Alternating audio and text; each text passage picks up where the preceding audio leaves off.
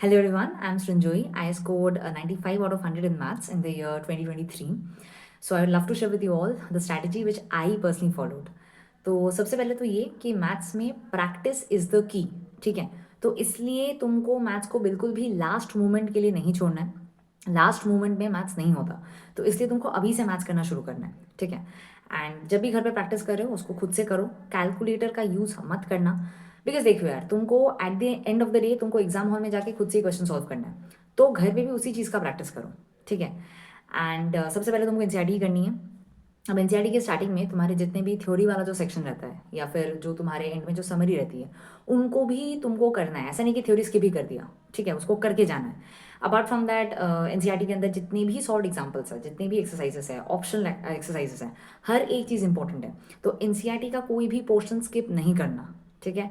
And तुम कोई भी जब भी कोई चैप्टर पढ़ रहे हो, ठीक है, उस चैप्टर में जितने भी फॉर्मूलाज है उसको एक पेपर पे नोट डाउन कर लो। और ये जो फॉर्मूला शीट है, इसको ये हर एक चैप्टर के लिए रेडी रहना चाहिए।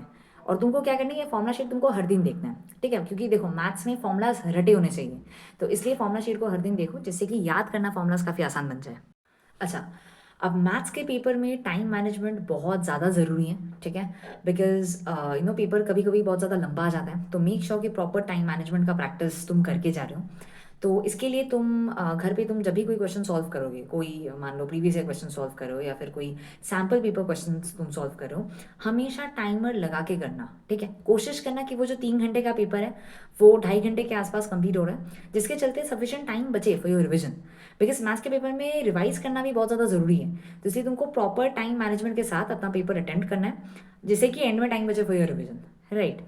अच्छा, अब इसके अलावा अगर मैं रफ की बात करूँ तो रफ वर्क एकदम गंदे तरीके से नहीं करना होता, ठीक है? थोड़ा सा नीटली उसको करना, ठीक है? मतलब एटलीस्ट इतना नीटली ज़रूर करना जिसके चलते एटलीस्ट तुम्हें समझ में आए कि तुमने किया क्या था। मतलब जब तुम अपना पेपर कंप्लीट करोगे, फिर जब तुम रिवाइज करने के लिए आओगे, तो अपना रफ वर्क जब तुम चेक करोगे फॉर द कैलकुलेशंस, अगर तुम एकदम गंदे तरीके से उसको छोड़ के जाओगे तो तुमको तो कुछ समझ में ही नहीं आएगा कि तुमने क्या किया था। सो मेक श्योर कि थोड़ा सा नीटली करो, जैसे कि रिविजन के वक्त तुम समझ सको, ठीक है? सो रफ वर्क में नीटनेस काफ़ी ज़्यादा इंपॉर्टेंट होता है। इसके अलावा रफ करने के दो तरीके हैं। एक तो तुम अपने आंसर शीट के साइड में तुम मार्जिन खींच के तुम रफ कर लो, या फिर जो लास्ट वाला जो पेज है उसको तुम डेडिकेट कर दो फॉर योर रफ वर्क। अब दोनों तरीके सही है, ठीक है? तुमको जो करना है तुम कर सकते हो, बट तुम जो भी करोगे, जो भी तुम एग्जाम में करोगे, मेक श्योर सेम तुम प्रैक्टिस घर से करके जा रहे हो। मतलब ऐसा नहीं होना चाहिए कि तुम घर पे एक चीज़ प्रैक्टिस कर रहे हो, तुम एग्जाम हॉल में जाके तुम कुछ नया ट्राई करोगे। वैसा तुमको नहीं करना है। जो भी एग्जाम में करोगे उसका प्रैक्टिस घर से करके जाना है, राइट? अच्छा, अगर मैं जनरल थोड़ा सा पेपर प्रेजेंटेशन की अगर मैं बात करूँ, तो फॉर योर एमसीक्यूज सबसे पहले तुमको जो भी ऑप्शन, जो नंबर है ABCD जो भी है, तुम वो लिख रहे हो, साथ ही साथ उसमें क्या लिखा है, जो सेंटेंस है तुम वो लिख रहे हो। उसके बाद उसके नीचे तुम उसका जो वर्किंग है, तुमने उसको कैसे सॉल्व किया, वो लिख देना। अब ये ज़रूरी नहीं होता, ठीक है, नॉट कंपलसरी, बट मैंने पर्सनली किया था। इससे क्या होता है ना कि एग्जामिनर के सामने इंप्रेशन काफ़ी अच्छा बैठता है, तो इसलिए वर्किंग ज़रूर दिखाना for you MCQs as well. And apart from that, अगर मैं बाकी क्वेश्चंस की बात करूँ तो उसमें देखो स्टेप वाइज मार्किंग होती है, हर एक स्टेप पे नंबर मिलते हैं, ठीक है? हर एक स्टेप इसलिए लिखना बहुत ज़्यादा इंपॉर्टेंट है। तो इसलिए ऐसा नहीं होना चाहिए कि तुमने कोई क्वेश्चन पढ़ा फिर तुम डायरेक्ट सॉल्व करने लग गए, ठीक है? मतलब इससे क्या होगा कि अगर तुम्हारा आंसर सही भी है फिर भी तुम्हारे नंबर कट जाएंगे, जस्ट बिकॉज तुमने सारे स्टेप्स नहीं लिखे। तो इसलिए स्टेप वाइज लिखना है। सबसे पहले तुमको क्या क्वेश्चन में गिवन क्या है, मतलब क्या डेटा गिवन है, तुमको गिवन लिखना है। उसके बाद तुमको क्या पूछा जा रहा है, सो रिक्वायर्ड टू फाइंड, तुमको वो लिखना है, ठीक है? उसके बाद तुमको सोल्यूशन लिखना है, उसके बाद तुमको सॉल्व करना है, ठीक है? जब तुम सॉल्व करो तो तुमने जितने भी फॉर्मूलाज यूज़ किए हैं, जितने भी तुमने छोटे से छोटा फॉर्मूला, हर एक चीज़ मेंशन करना, राइट? बहुत ही इलेबोरेटली हर एक स्टेप लिखते हुए अपना आंसर मतलब सॉल्व करना। एंड फाइनली जब तुम अपना आंसर दोगे, so give it with the proper units, because maths के पेपर में यूनिट बहुत ज़्यादा इंपॉर्टेंट है, तो वो सेंटीमीटर, मीटर, इस तरीके के जो भी चीज़ें उसका ध्यान रखना है, प्रॉपर यूनिट के साथ अपना आंसर देना है। एंड उसको एक बॉक्स में रख देना, बिकॉज उससे क्या होता है ना कि थोड़ा सा आंसर हाईलाइटेड हो जाता है कि दिस इज द आंसर, ठीक है? अगर मान लो कुछ प्रूफ टाइप का अगर कोई क्वेश्चन है तो लास्ट में ज़रूर लिखना कि हेंस प्रूफ्ड। तो ये सारे छोटे छोटे चीज़ें बहुत ज़्यादा मैटर करता है पेपर प्रेजेंटेशन में। तो इसी के साथ आता है कि कोई भी क्वेश्चन तुमको छोड़ के नहीं आना है, बिकॉज स्टेप वाइज मार्किंग होती है, हर एक स्टेप के लिए मार्क्स मिलता है। सो एटलीस्ट अगर तुमको कोई क्वेश्चन नहीं भी पता उसमें क्या गिवन है वो लिख के आना, क्या रिक्वायर्ड टू फाइंड है वो लिख के आना। अगर तुमको फॉर्मूला पता है तुम फॉर्मूला लिख देना, बिकॉज इन सबसे मार्क्स मिलते हैं। सो हर एक क्वेश्चन अटेम्प्ट करना है, कोई भी क्वेश्चन छोड़ना मत, बिकॉज स्टेप वाइज मार्किंग होती है तो नंबर मिल जाता है।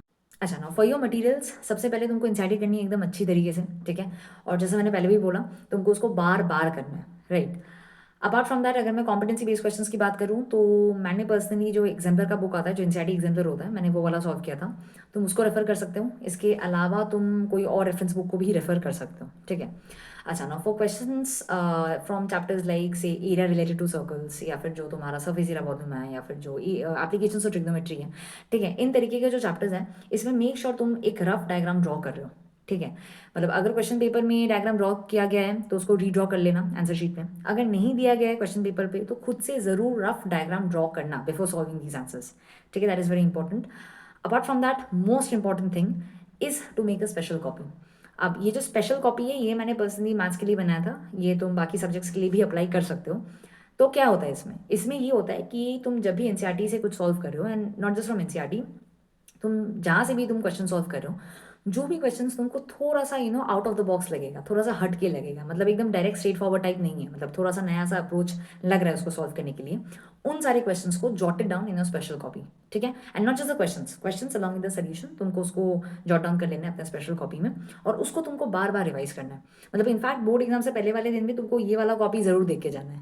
ठीक है। ये पर्सनली मेरे लिए बहुत ज़्यादा हेल्पफुल था, बिकॉज इनफैक्ट एक क्वेश्चन हमारा बोर्ड्स में इसी कॉपी से उठ के आ गया था। तो इसको ज़रूर ट्राई करना, ये काफ़ी हेल्प मुझे एटलीस्ट किया था। ठीक है। So I think that is it for the video. All the best to everyone. ठीक है। I hope this is helpful for you guys, and if you have any further doubts put it in the comments below. Thank you.